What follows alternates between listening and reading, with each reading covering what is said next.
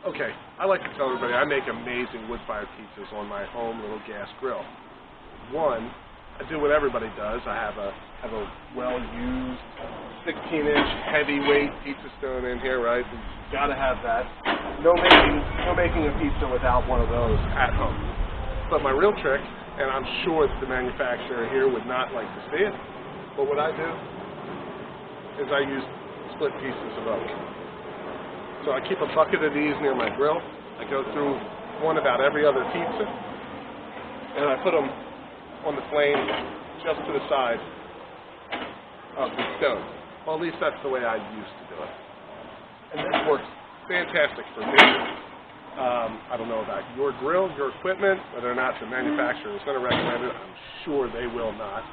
But my thermometer is going to approach 700 degrees when I cook pieces like this in my oven.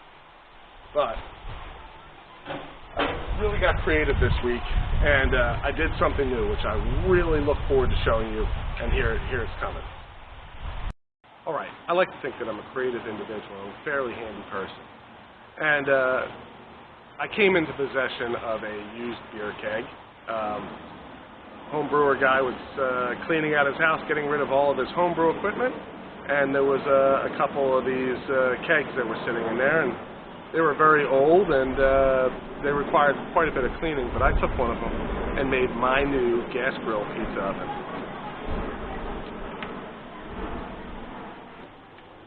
So it has a door, much like all other pizza ovens you see. This is only used in the preheating phase, that first 15-20 minutes while you're getting everything good and hot. I do use a long set of stainless steel tongs in order to put my wood logs in here to the right, and I put one of these wood logs in there about every 2 to 3 pieces.